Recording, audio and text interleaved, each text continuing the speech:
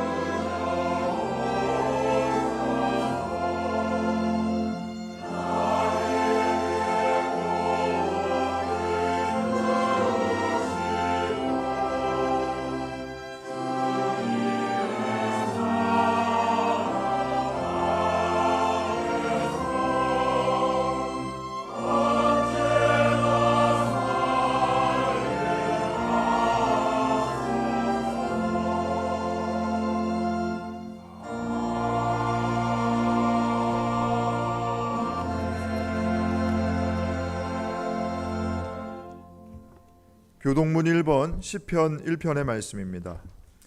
복 있는 사람은 악인들의 꾀를 따르지 아니하며 죄인들의 길에 서지 아니하며 오직 여호와의 율법을 즐거워하여 그는 시냇가에 심은 나무가 철을 따라 열매를 맺으며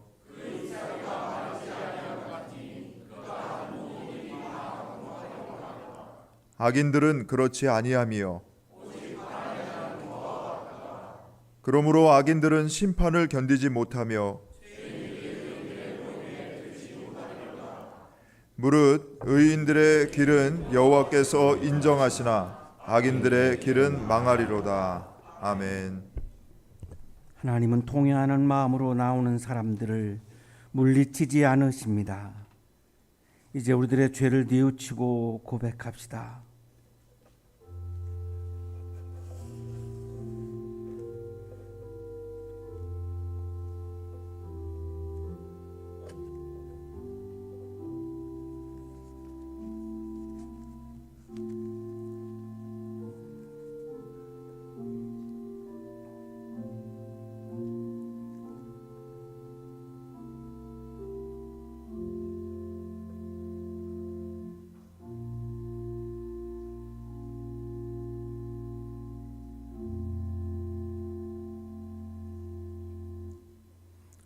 우리가 우리 죄를 자백하면 하나님은 신실하시고 의로우신 분이셔서 우리 죄를 용서하시고 모든 불의에서 우리를 깨끗하게 해 주실 것입니다.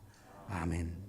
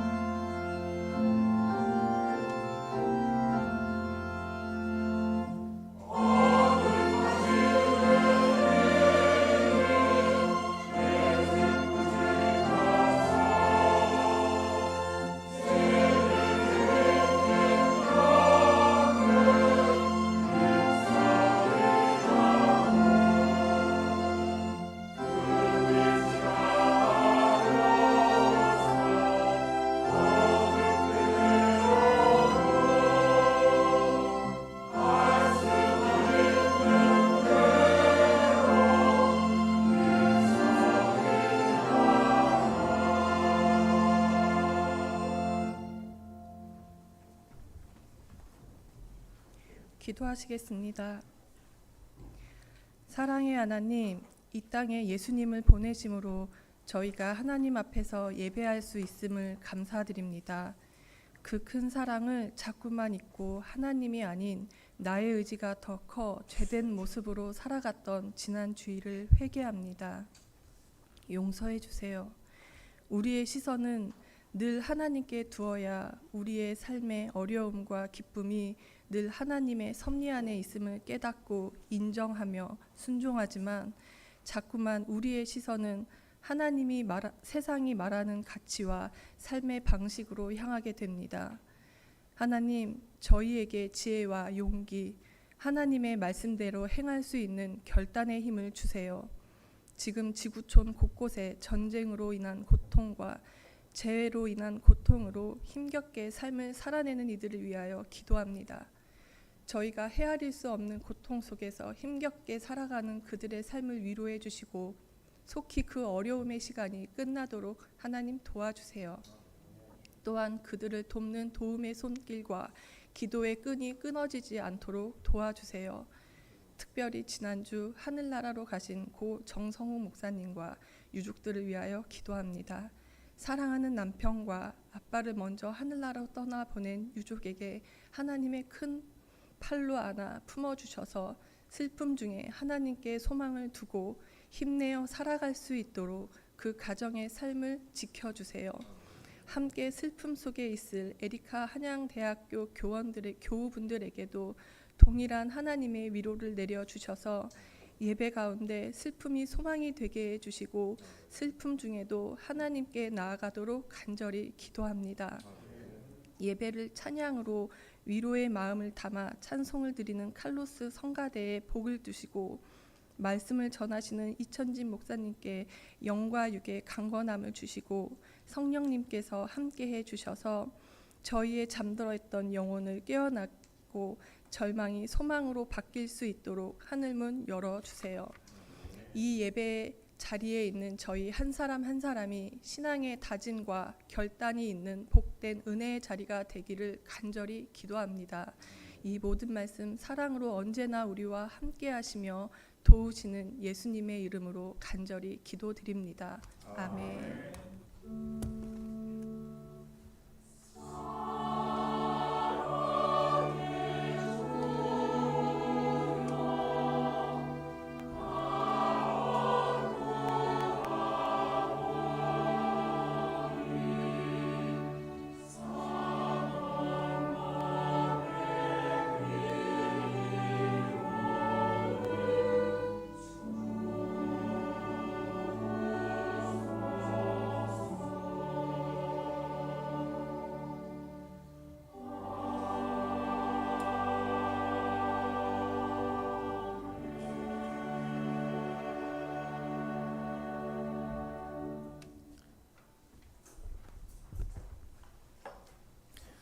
요한복음 9장 1절에서 7절까지의 말씀입니다.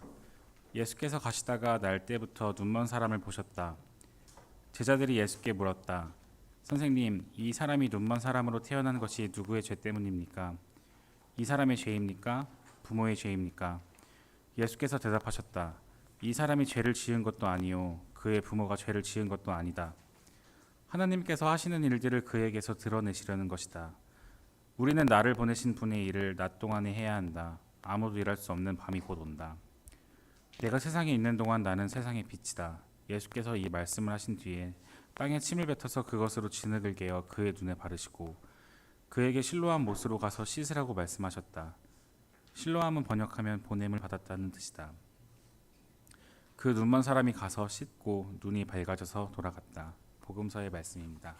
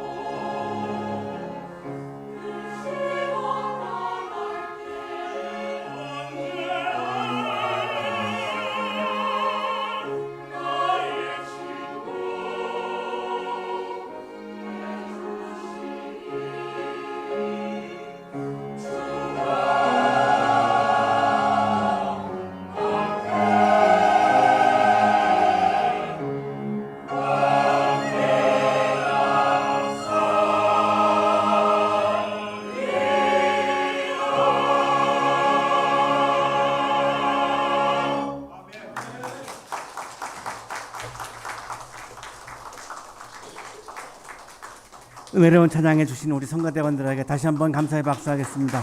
고맙습니다. 우리 옆에 계신 분과 사랑의 인사 나누시겠습니다. 사랑합니다. 보고 싶었습니다. 오늘은 5월 둘째 주일입니다. 예수님을 기억하기 위한 교회를 고른 부활절 일곱째 주일입니다. 부활하신 예수님의 생명이 여러분 모두에게, 특히 우리 고난당한 사람들에게, 그리고 또 특별히 현재 몸이 아픈 분들에게 부활하신 예수님의 생명이 가득가득 충만하시기를 간절히 기원합니다. 제가 작곡한 찬송가 98장의 작사자는 최희동 목사라고 하는 분입니다. 2004년 어느 날 2년 후배인 이 최희동 목사가 저의 집을 찾아왔습니다. 친형제보다도 더 가깝게 지냈고 우리 집에서 먹고 잘 때도 굉장히 많았을 정도로 아주 가까운 사이였습니다. 저에게 아주 좋은 노랫말을 늘 지어서 저에게 주는 아주 참 좋은 사람이었고, 가슴이 따뜻하고 그리고 마음이 아주 맑고 영혼이 아주 순결한 참 보기 드문 목사님, 찾아보기 참 어려운 목사님인데도 불구하고 참 마음이 맑은 이런 분이어서 굉장히 가깝게 지낸 분입니다.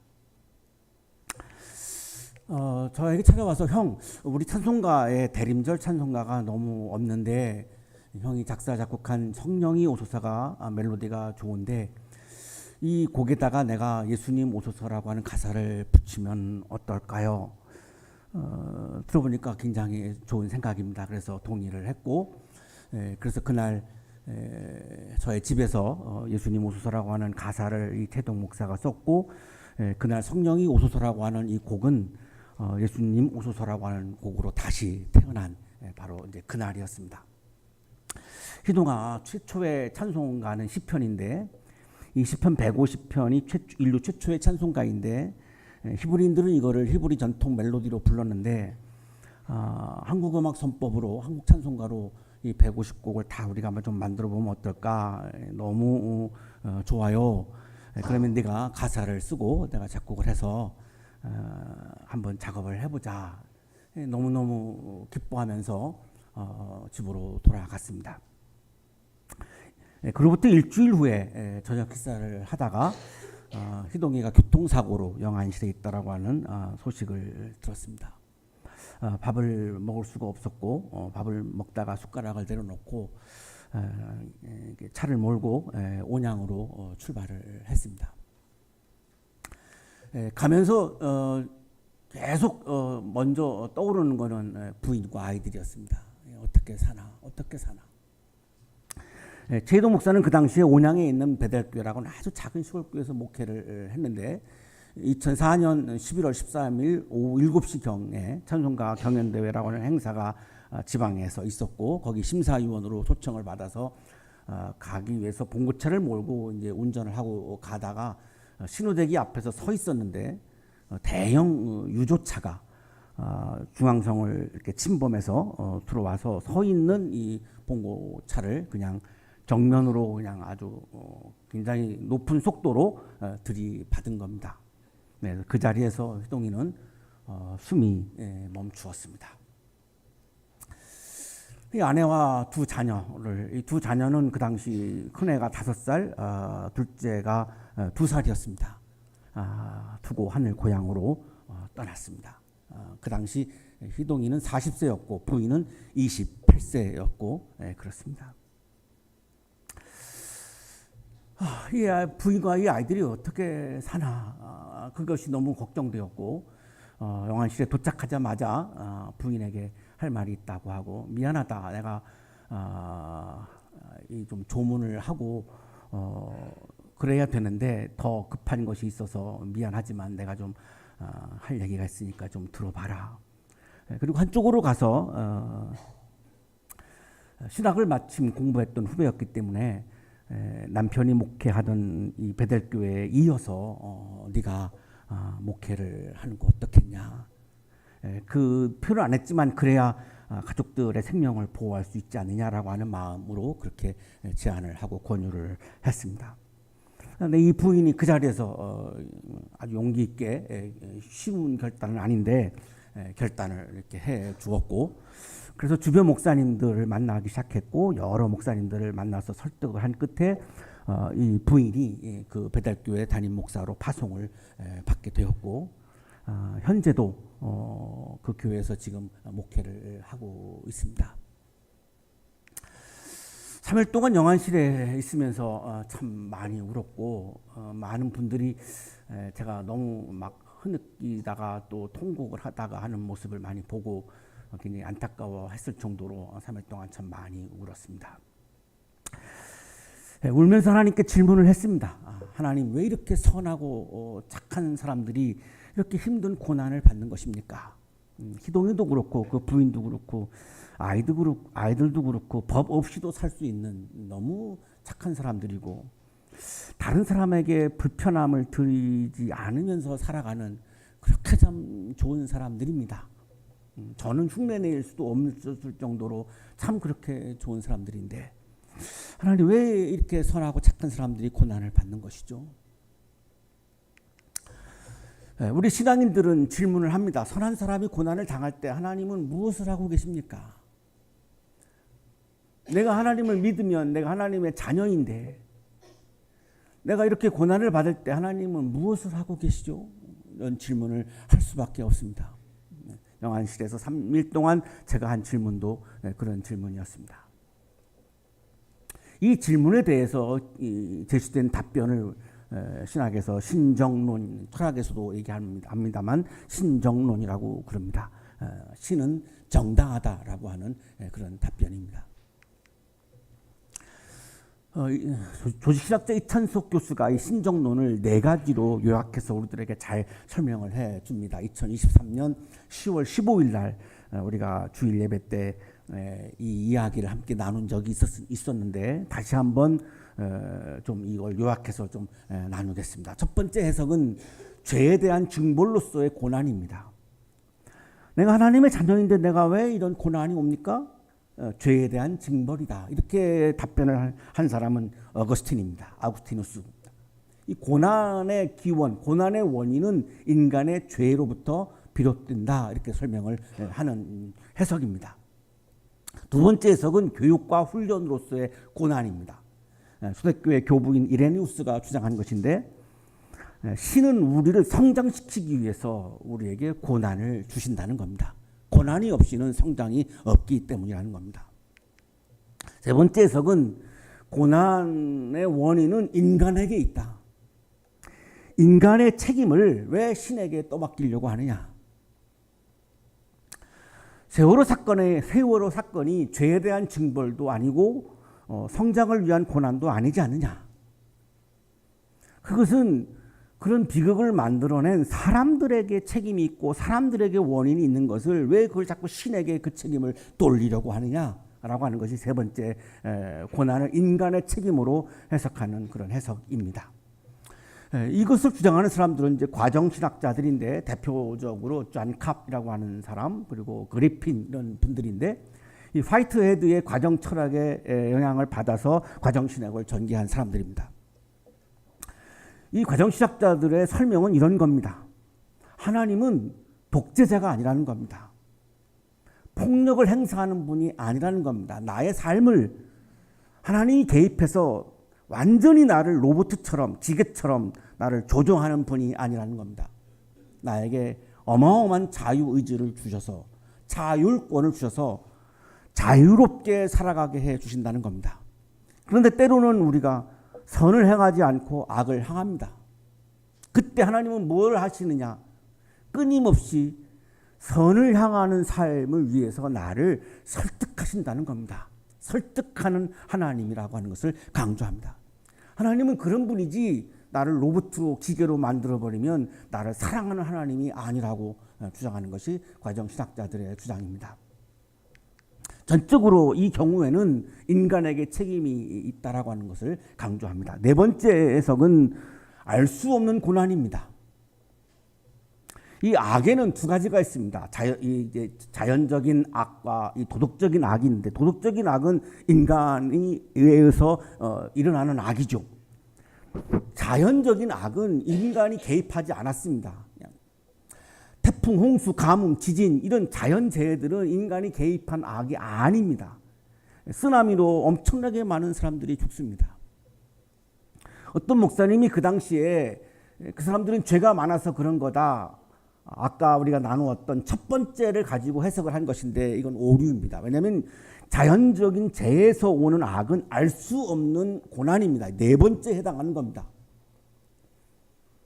고난에 대한 해석을 우리가 할 때 하나의 툴로 해석을 해버리면 엄청난 오류를 범하게 됩니다. 굉장히 다양한 신정론을 가지고 해석을 해야 하는 것인데 이 네 가지에 해당하지 않는 것도 또 많습니다. 크게 요약을 하면 이렇게 네 가지로 요약할 수 있다고 이찬석 교수가 너무나 요약을 우리에게 정말 잘 해 주었는데요. 이 알 수 없는 고난이 있다는 거죠.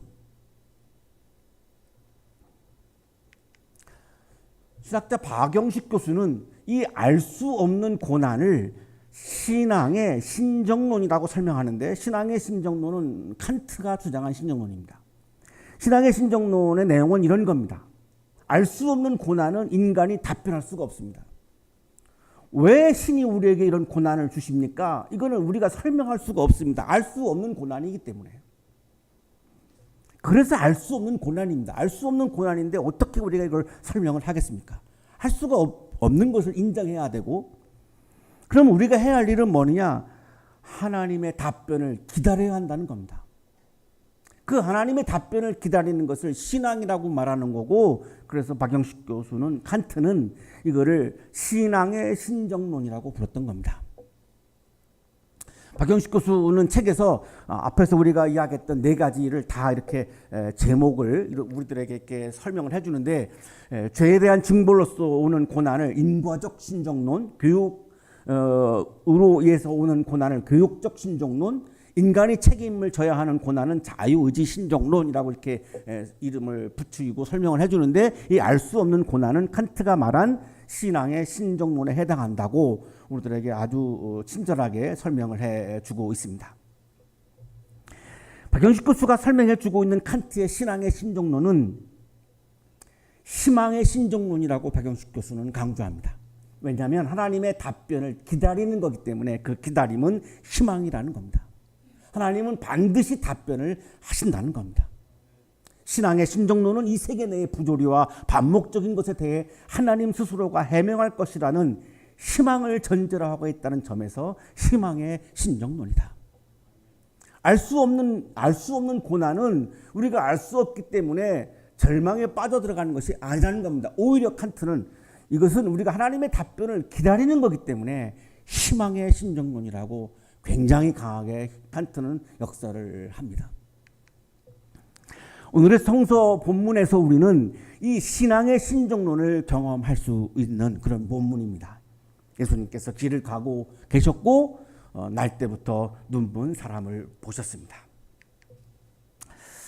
하나님 나라를 계속해서 꿈꾸면서 예수님은 노마드죠. 계속해서 이동하셨고 길을 걸어가셨고, 그러다가 제자들과 함께 길을 가다가 날 때부터 눈먼 사람을 만나신 겁니다. 이 날 때부터 눈먼 사람은 찬란한 태양도 아름다운 숲도 다정한 사람의 얼굴도 한 번도 본 적이 없습니다. 날 때부터 눈이 멀었으니까요. 이 세상이 어떻게 생겼는지 아무것도 본 적이 없습니다. 늘 캄캄한 어둠 속에서 고난 속에서 살아온 사람입니다. 처음부터 출발부터가 그냥 고난으로 시작했고 지금도 고난 가운데 살아가고 있는 사람입니다.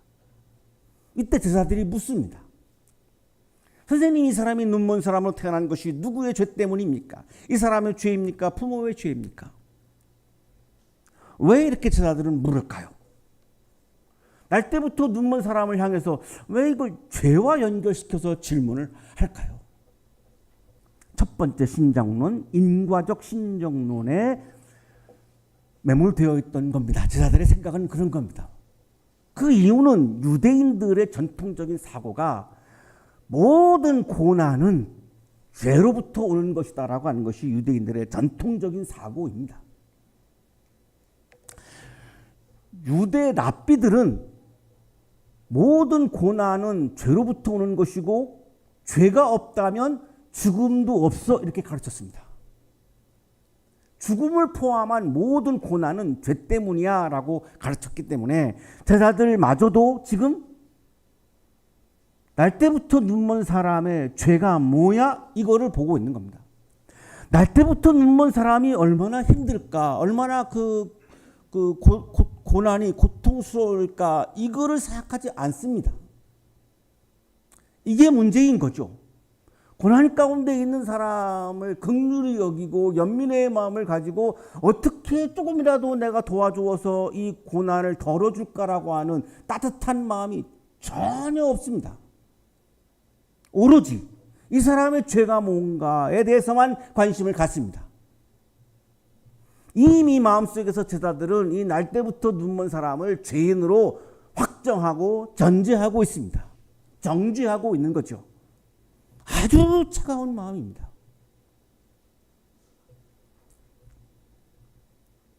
우리가 이 시간에 이 부분에 대해서 동의하지 않지만 한국 기독교는 이와 비슷한 행태를 많이 가지고 있습니다. 고난을 당하는 사람들에 대해서 연민의 마음과 긍휼의 마음을 갖는 분들도 있지만 한쪽에서는 굉장히 공격하고 손가락질하고 정죄하는 분들도 상당히 많은 게 현실입니다. 그러나 이 본문을 읽어보면 이 제자들에게 마음이 전혀 공감이 가지 않지만 우리도 모르는 사이에 그런 오류를 또한 범하는 분들도 상당히 많은 겁니다. 이거는 아주 오래된 유대인들의 전통적인 사상, 아구스티누스가 주장했던 죄는 고난으로부터 온다라고 하는 이 신정론의 해석, 인과적 신정론 이런 것들로부터 해가지고 계속 이어져 온 겁니다. 이거 오늘도 이어지고 있는 거죠. 자, 예수님의 답변입니다. 예수님의 답변을 보면 예수님은 인과적 신정론으로 해석하지 않습니다. 이 사람이 죄를 지은 것도 아니고 부모가 죄를 지은 것도 아니다. 하나님께서 하시는 일들을 그에게서 드러내시려는 것이다. 유대 랍비들은 죄 때문에 고난이 온다라고 그렇게 역설하고 유대인들을 다 가르쳐서 아예 세뇌까지 시켜버렸지만 예수님은 그렇게 생각하지 않으셨습니다. 어마어마한 차이입니다. 그래서 유대 종교 지도자들은 예수님을 싫어할 수밖에 없었습니다. 죄와 고난 사이에 인과관계가 있는 것도 존재합니다. 아예 없다는 것이 아닙니다. 예수님도 인정하십니다. 구약성경에도 많이 나옵니다. 전혀 없다는 것이 아닙니다. 이 날 때부터 눈먼 사람의 경우에는 인과적 신정론에 해당하지 않는다는 말씀을 하는 겁니다. 죄에 대한 징벌로 볼 수 없다는 겁니다. 날 때부터 눈이 멀었는데 이 사람이 무슨 죄가 있느냐라고 하는 겁니다. 이 고난의 원은 죄에 있다고 보지 않는 거죠. 그러면 뭐냐? 예수님은 하나님의 일의 관점에서 이 고난을 해석하십니다. 날 때부터 눈이 먼 사람의 고난은 죄 때문이 아니고 인간이 알 수 없는 고난입니다. 우리가 알 수 없습니다. 날 때부터 눈이 멀었는데 이걸 어떻게 우리가 이 고난의 원인을 밝힐 수 있겠습니까? 알 수 없습니다. 이것이 솔직한 우리들의 답변입니다. 그러면 이거는 하나님만 답변할 수 있습니다. 이거를 인정하는 게 신앙의 신정론입니다. 하나님의 답변을 기다리지 않는 것은 신앙이 아닙니다. 이 답변을 우리가 확신하고 이 답변을 기다리는 마음을 갖는 것이 신앙이고 그래서 이것이 신앙의 신정론입니다. 오늘 본문에서 고난에 대한 하나님의 답변을 하십니다. 어떻게 답변하십니까? 하나님은 말씀으로 답변하지 않으십니다. 어떻게 답변하십니까? 고난을 당하는 사람을 위로하고 치유하는 하나님의 일로 답변을 하십니다. 하나님의 일을 하심으로 답변하십니다. 말로 하는 답변이 아니라 이 사람의 고난을 위로해주고 치유해주고 그래서 새로운 삶을 살아갈 수 있도록 그 고난을 극복할 수 있도록 하나님께서 친히 일을 하십니다. 그 일은 위로와 치유의 일입니다. 이것이 하나님의 답변입니다. 이거를 예수님을 통해서 답변하십니다. 이 답변을 하시면서 예수님은 이렇게 말씀하죠. 우리는 나를 보내신 분의 일을 낮 동안에 해야 한다. 아무도 일할 수 없는 밤이 곧 온다. 우리는 이 고난받는 사람 앞에서 우리가 뭘 해야 하느냐? 하나님의 일을 해야 한다. 이 사람이 죄가 뭐냐를 묻고 이 사람의 죄를 들춰내고 정죄하는 것은 우리가 해야 할 일이 아니다. 우리가 해야 하는 일은 하나님의 일을 대신해야 한다. 언제? 낮 동안 해야 한다. 밤이 되면 할 수 없다. 언젠가는 그 일도 우리가 치유하고 위로하는 일도 할 수 없을 지경까지 올 수 있다. 그 지경에 오기 전까지 우리가 이 일을 해야 한다. 그리스도인은 고난을 당한 사람을 위로하고 치유하는 하나님의 일을 하는 사람이 그리스도인입니다. 고난을 당한 사람을 정죄하는 일은 그리스도인이 해야 할 일이 아닙니다. 교회는 고난을 당한 사람을 위로하고 치유하는 하나님의 일을 하는 신앙 공동체입니다. 교회 일과 하나님의 일은 우리가 구분해야 합니다. 교회 일을 했다고 해서 내가 하나님의 일을 했다라고 생각하시면 큰 오산입니다. 하나님의 일은 고난을 당하고 있는 사람을 위로하고 치유하는 일입니다. 교회가 해야 하는 일은 물론 교회 자체를 위한 일도 해야 합니다. 하지만 그것이 하나님의 일의 전부가 아닙니다. 교회라고 하는 것은 끊임없이 최선을 다해서 고난을 받는 사람들을 위로하고 치유하는 일을 하는 공동체가 교회 공동체입니다. 그거를 안 한다면, 그거를 직무유기한다면 건강한 교회라고 말할 수가 없는 겁니다. 우리들끼리 모여서 우리들의 교제로 끝난다면 그거는 커뮤니티일 뿐이지, 동아리 모임일 뿐이지 교회 공동체라고 말할 수 없습니다. 교회의 정체성을 담보할 수가 없는 겁니다. 교회는 고난받는 사람들을 위로하고 치유하는 일을 끊임없이 매일같이 일상 속에서 해야 하는 공동체입니다. 그래서 예수님도 이 상황에서 하나님의 일을 하시면서 이렇게 말씀하십니다. 나는 세상의 빛이다. 고난을 당한 사람이 어둠 속에서 살고 있는데, 캄캄함 속에서 절망 속에 살고 있는데 그들이 환한 빛을 볼 수 있도록 나는 빛을 비춰줘야 하는 것이 내가 해야 하는 나를 보내신 분의 일, 하나님의 일이다. 어둠 속에서 살아가고 있는 사람에게 빛을 비추어 주는 것이 내가 해야 할 일이다. 그 하나님의 일을 해야 하는 것이 하나님의 아들인 내가 해야 하는 일이다. 그러면 기독교인은 누구입니까? 그리스도를 따르는 사람인데, 예수님은 고난받는 사람을 정죄하지 아니하고 고난받는 사람을 위로하고 치유하는 하나님의 일을 하셨습니다. 그러면 너무나 명백합니다.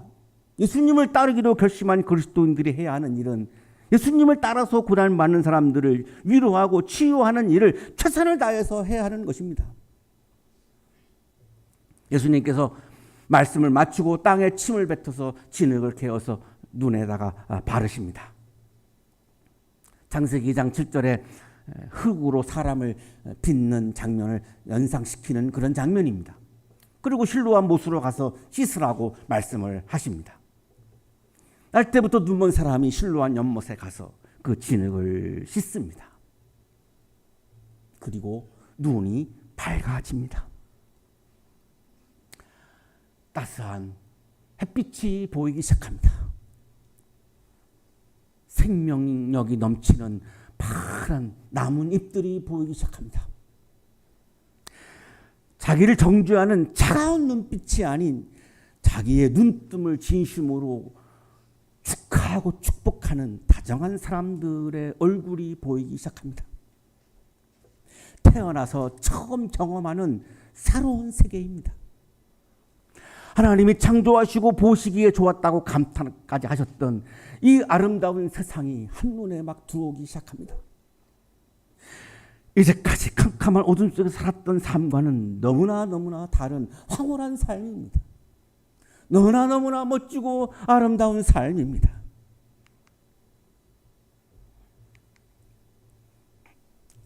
아무것도 볼 수 없었던 고난 속에 살았던 그는 하나님의 일, 하나님의 위로와 치유를 통해 새로운 세상을, 하나님의 세상을, 하나님의 나라를, 현재적 하나님의 나라를 경험하고 있었습니다.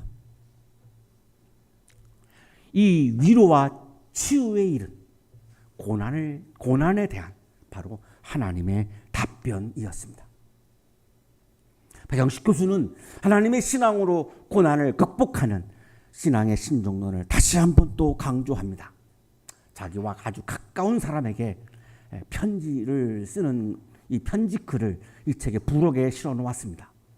기존의 신정론을 합리적 신정론이라고 한다면 신앙인에겐 비록 삶의 수수께끼를 모조리 해명할 수는 없다고 하더라도 하나님 신앙을 통해 삶의 위기와 고난을 극복하는 신앙의 신정론이 놓여 있단다.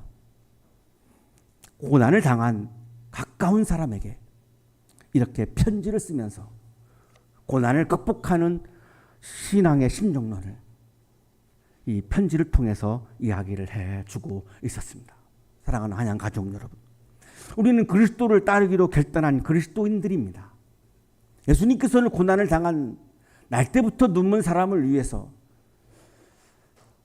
하나님의 일을 통해 고난을 당한 사람을 위로하고 치유하심으로 고난을 극복하게 하셨습니다.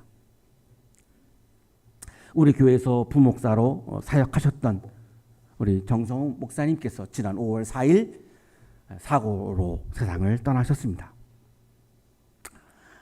고난을 당하고 있는 유가족들, 그 유가족들을 진심으로 우리가 위로하고 치유하는 것이 하나님의 일이고 예수님께서 하신 일입니다. 그래서 우리가 이 유가족들을 위로하고 치유하기 위해서 지난주 기획위원으로 모여서 우리 재정에서 1,000만 원을 위로금으로 전하기로 결정을 했고, 그리고 우리 모든 교회 가족들이 자유롭게 정성우 목사님 유가족을 돕기 위한 목적 헌금을 하기로 결정을 했습니다. 진심을 다해 이 목적 헌금에 참여해 주시기를 부탁드립니다. 고난을 당한 유족들의 삶에, 또한 현재 우리 교회 안에 몸이 아파서 고난을 당하고 있는 분들의 건강하고 새로운 삶에, 그리고 여러분 모두의 삶에 주님의 위로와 치유가 충만하시기를 간절히 축원합니다.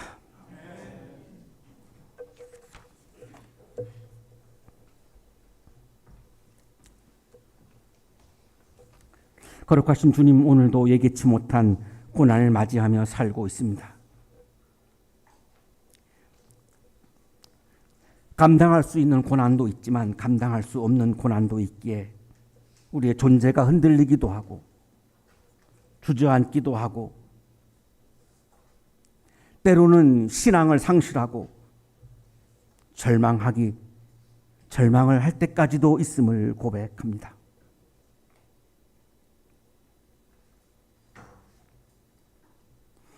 이 고난에 대한 하나님의 답변을 기다리지 못하고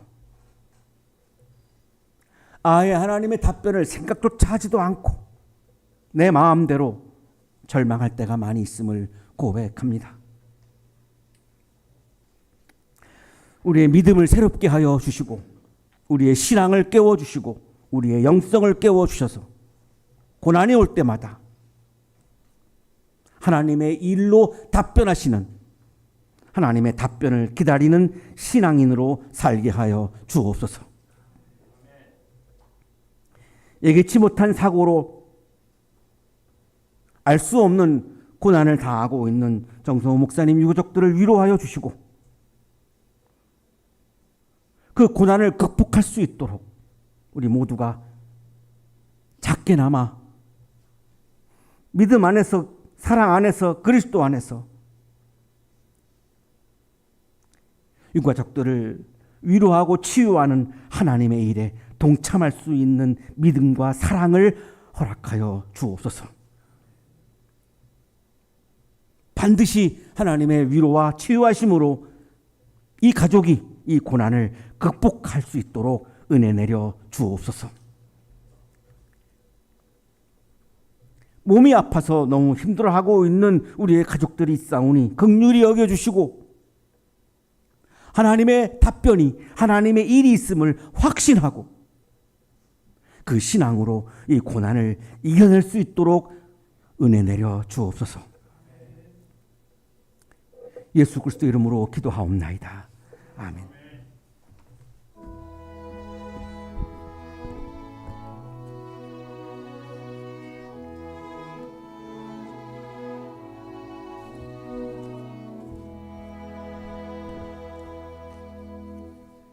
자, 교회 소식 전해드리겠습니다. 자, 오늘은 부활절 7째 주일입니다. 다음 주일은 성령 강림절이자 교회 창립 주일로 지킵니다. 자, 해당 성서일과 본문은 고린도전서 12장 31절에서 13장 3절까지의 말씀입니다. 자, 이 말씀 가지고 담임 목사님께서 가장 좋은 길이라는 제목으로 설교해 주시겠습니다. 주중에 성서 본문 묵상하시고 예배에 참여해 주시기 바랍니다. 앞서 목사님께서 설교 중에 말씀해 주신 대로 지난 5월 4일부터 6일까지 고 정성욱 목사님의 장례가 있었습니다. 갑작스러운 사고로 하나님께 먼저 부르심을 받으셨는데 이 황망함에 애통해야 할 우리 유가족들을 위해서 교회 차원에서 위로의 뜻을 모아 목적 헌금을 드리기로 결의했습니다. 봉헌하실 분들 예배 중 봉헌 순서 또는 주보에 기재된 계좌로 이체해 주시면 저희가 위로의 마음을 유족분들에게 전달해 드리도록 하겠습니다. 모임 광고입니다. 12시 40분부터 세미나실에서 렉시오 디비나 거룩한 독서 모임 진행합니다. 청년교회는 예배 후 친교실에서 바로 모이도록 하겠습니다. 그리고 예배 후에 기획위원회의 우리 목양실에서 잠시 모이도록 하겠습니다. 예배 후에 모여주시기 바랍니다.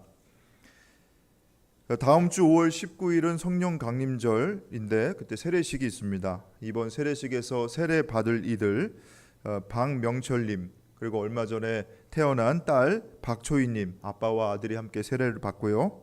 청년교회 윤덕규님, 이유담님 이렇게 해서 총 4명이 세례를 받습니다. 우리 교회 여러분들 세례 받는 분들 위해서 기도해 주시고 세례 당일에 많은 축하와 격려해 주시기를 부탁드립니다. 그리고 교회력과 성서일과 5월 예배 안내 여러분 가지고 계신 주보를 참조하시면 되겠습니다. 자, 이상 교회 소식 알려드렸습니다.